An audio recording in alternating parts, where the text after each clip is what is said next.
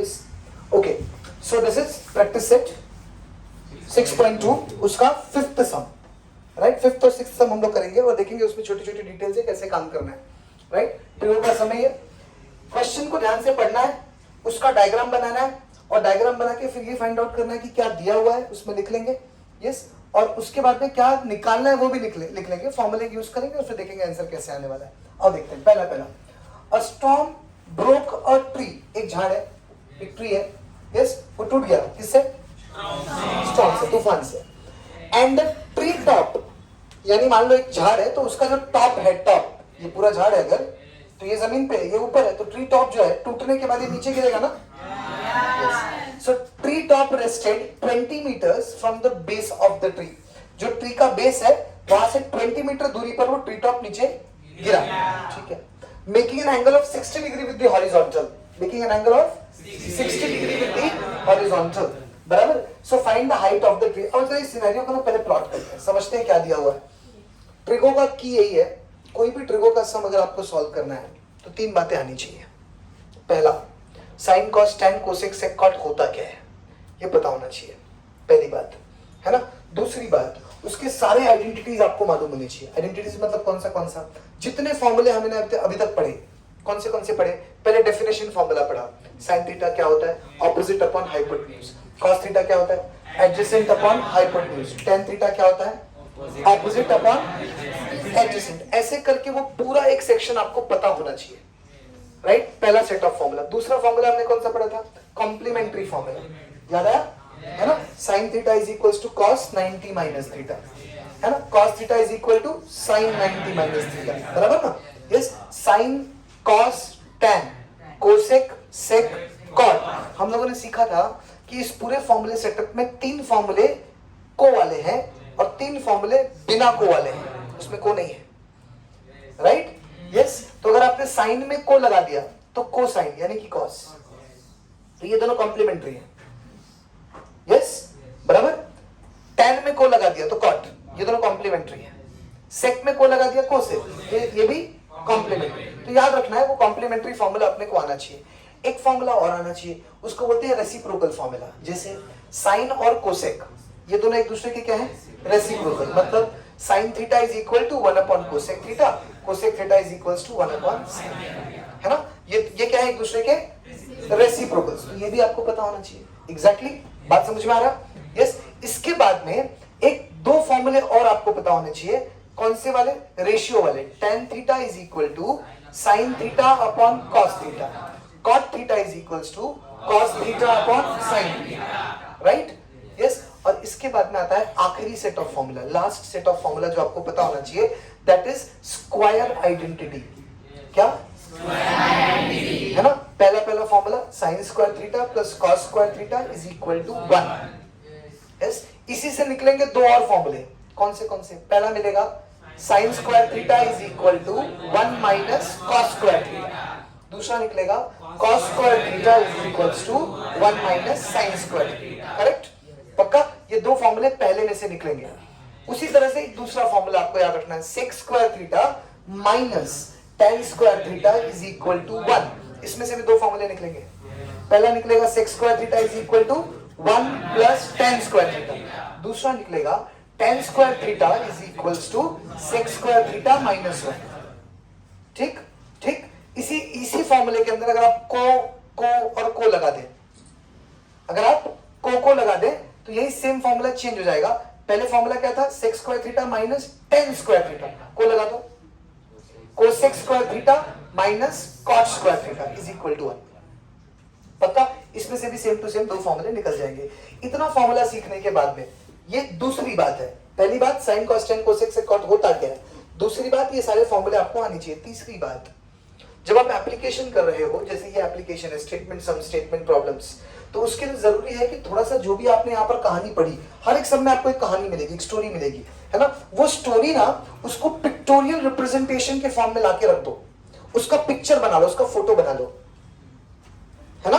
Right. जब उसका photo आ जाएगा आपके पास में तो आपका काम हो जाएगा. ऑटोमेटिकली दिमाग चलने लगेगा कि करना क्या है ना. तो हम लोग ये वाले सम का फोटो बनाते, बनाए. कंडीशन समझा आपको. क्या कंडीशन है, एक जमीन है, उसके ऊपर एक झाड़ है. अचानक से तूफान आया, झाड़ टूट गया, और जब टूटा तो झाड़ का जो टॉप था वो कुछ दूरी पर जाकर गिरा, और उसमें दो बातें हो रही है, एक तो वो थोड़ी दूरी पर जाके गिर रहा है, दूसरा वो एंगल बना रहा है, दूसरा वो आओ समझते हैं छोटी छोटी चीज बड़े आराम से। देखो सबसे पहले सबसे फर्स्ट हमने ये जमीन बना ली, yes this is the land जिसके ऊपर झाड़ होगा, क्लियर, यस। तो आइए पहले झाड़ बनाते हैं।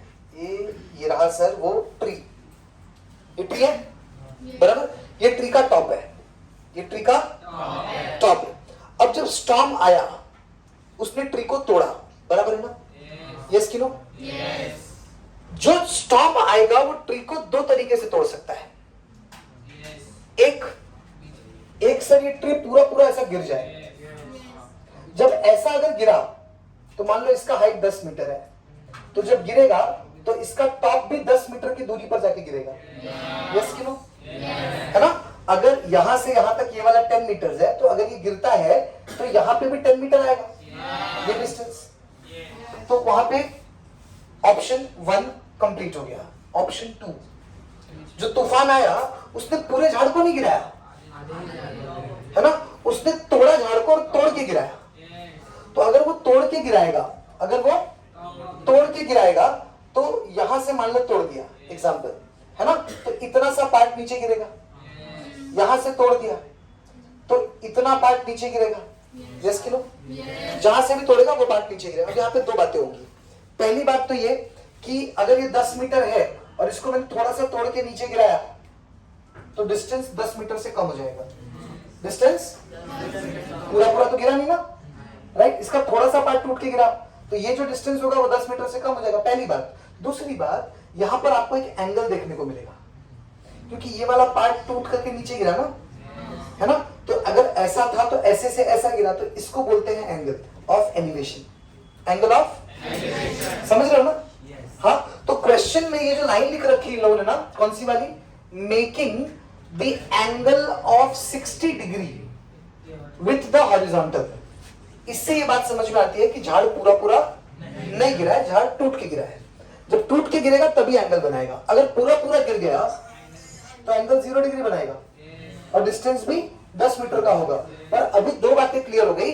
पहली बात तो झाड़ टूट के गिरा है, दूसरी बात ये जो डिस्टेंस आया है कितना आया, 20 मीटर आया ना, ये क्या बोला है, दिस इज 20 मीटर, यस कि नो, है ना। ये 20 मीटर जो है वो एक्चुअल हाइट ऑफ ट्री से कम है, 20 meter actual height of tree से कम है, यानी आपको जो हाइट ऑफ ट्री मिलने वाली है वो 20 मीटर से ज्यादा होने वाली है, समझ गए, पक्का, यस कि नो, दिमाग में बात आ गई। चलो सर, इसी डायग्राम को थोड़ा फर्निश तरीके से, अच्छे तरीके से बनाता हूं मैं, ध्यान देना।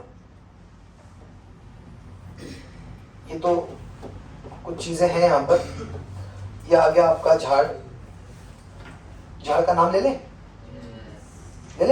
सर, इसको ए बोल देते हैं, इसको बी बोल देते हैं, कोई तकलीफ, पक्का, yes.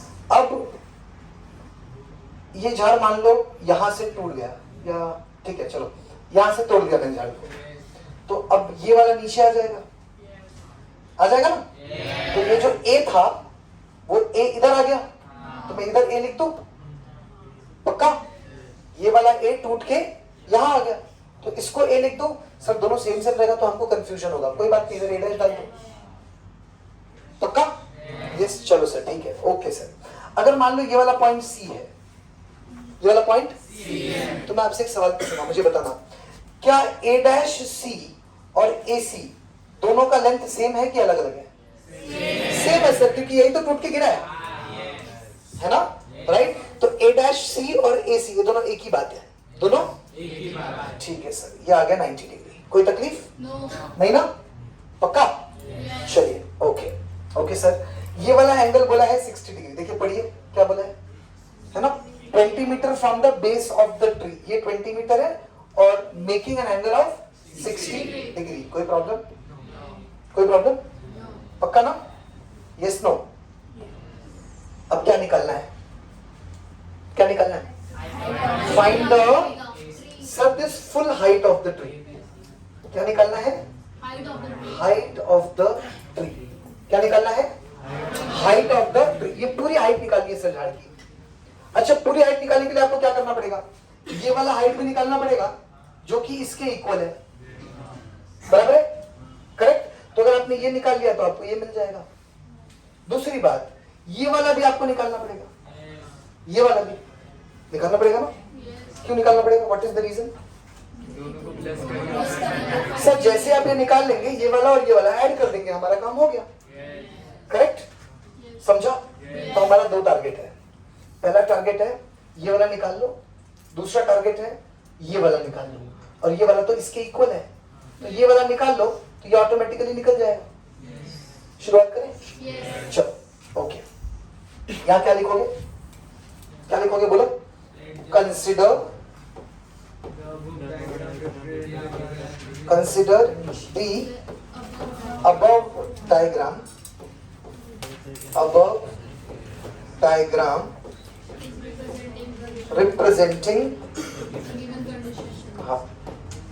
representing the given condition। Yes कि नो? बराबर है ना? Consider the above diagram representing the given condition। एक चीज लिखते हैं, लिखे? लिखे। अच्छा बताइए, a dash b क्या है? a dash b है height of tree। गुड है ना? a क्या है? a क्या है?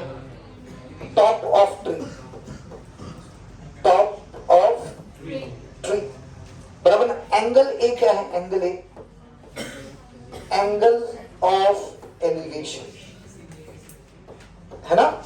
एंगल ऑफ, कोई तकलीफ किसी को? अच्छा, अब ए बी क्या है? ए बी ए बी क्या है? Distance of top from base of tree. कोई तकलीफ? ए बी भी आ गया ना? ये आ गया, ये आ गया ना? आगे बढ़ जाओ, आगे बढ़ जाओ ना, है ना? हमको निकालना क्या है सर? हाइट ना? ए डैश बी तो हमने ऑलरेडी लिख दिया, height of the tree. Yes. अच्छा, सी क्या है? सी आप मेरे को सी बताओ क्या है? Very good. तो क्या मैं इसको एक ऐसे सीधा सीधा लिखूं? करेक्ट, ब्रेकिंग पॉइंट, है ना? राइट? चलिए सर, नाउ पेन चेंज करते, कलर वाला थोड़ा चेंज करते, अच्छा लगेगा। अच्छा भाई,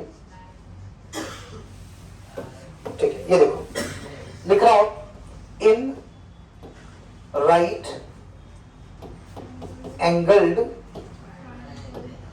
ट्राइंगल, नाम बोलिए, A B C, A B C. एक बात तो सर मालूम है कि सबसे पहले क्या निकालना है अपने को? बीसी, सी बी या बीसी जो भी आप बोलो, है ना? ए बी मालूम है, ए बी कितना है? 20 मीटर्स। कितना है? 20 मीटर्स। कौन? ए बी ना, है ना? ए बी, बी सी और 60, ये तीनों के बीच में क्या रिश्ता है? ध्यान से देखिएगा, ए बी क्या है? 60 का एडजेसेंट, बीसी क्या है? ऑपोजिट। एडजेसेंट, ऑपोजिट और एंगल, ये रिश्ता क्या कहलाता है? ये रिश्ता कहलाता है tan थीटा। क्या कहलाता है? tan theta is equals to opposite upon adjacent. Clear? Yes, तो लिखो यहां पर, so we have tan theta is equals to opposite side upon adjacent side. कोई तकलीफ किसी को भी? पक्का? तो आइए देख लेते हैं। tan of, you tell me what is this a ना? tan a, देखा ना?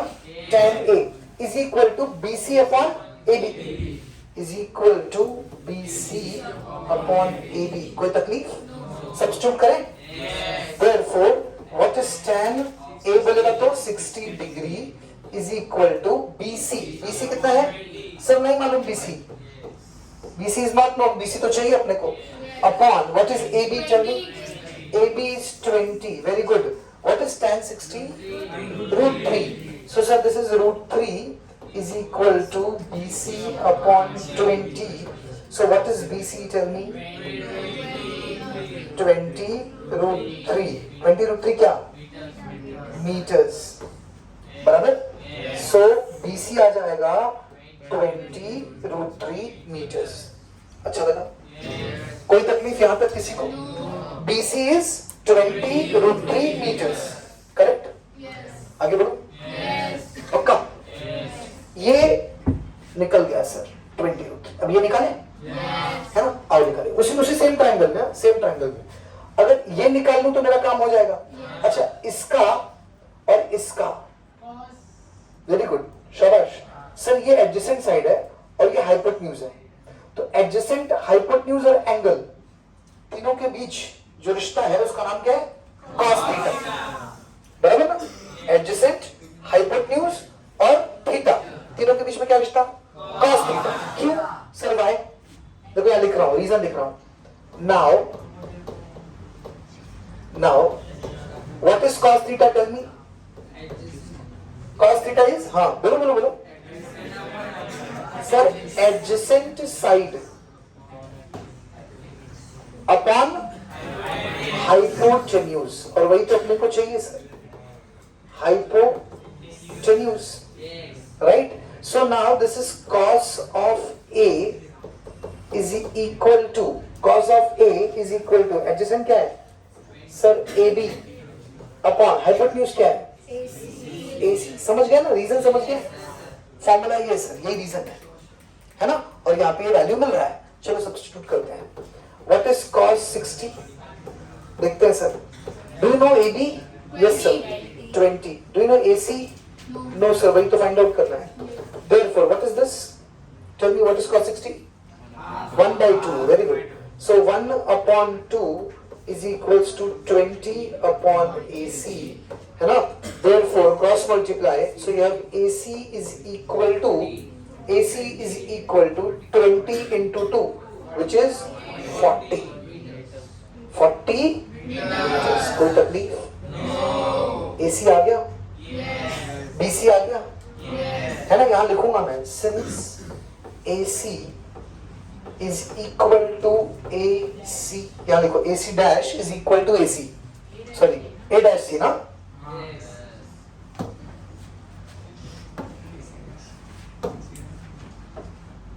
ठीक है.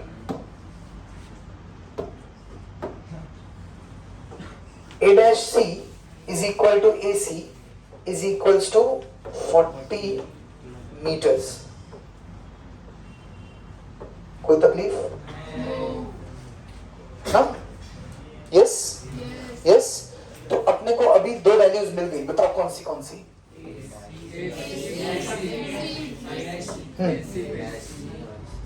पहला वाला BC मिला. कितना मिला? ये कितना मिला? 20 root 3 meters, है ना? अभी अपने को AC मिला. कितना मिला? 40 meters. तो AC और A dash C सेम है. तो ये भी कितना मिल गया? 40 meters. करेक्ट है कि नहीं? तो अब जो A dash B आएगा उसके बारे में आप लिख सकते हो ऐसा, since A dash B is equal to A dash C plus BC, है ना? यस कि no?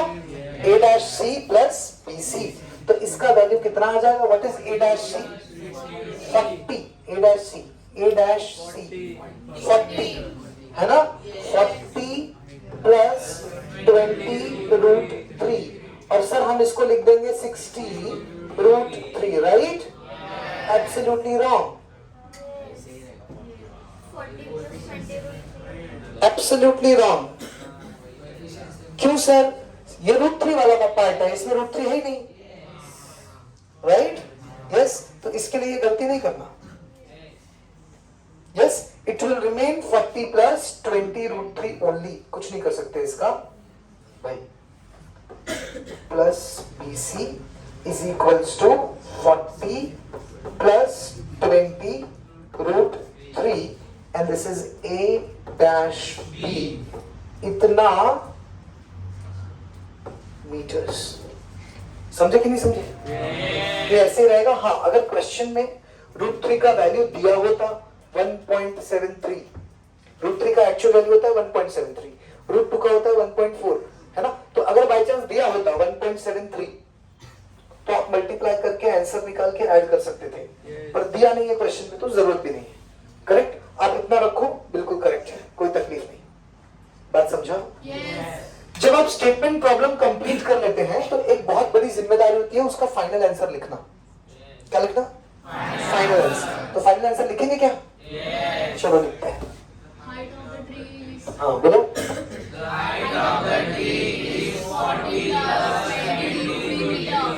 Correct. The height of tree is कितना? 40 प्लस 20 √3 meters. That's all.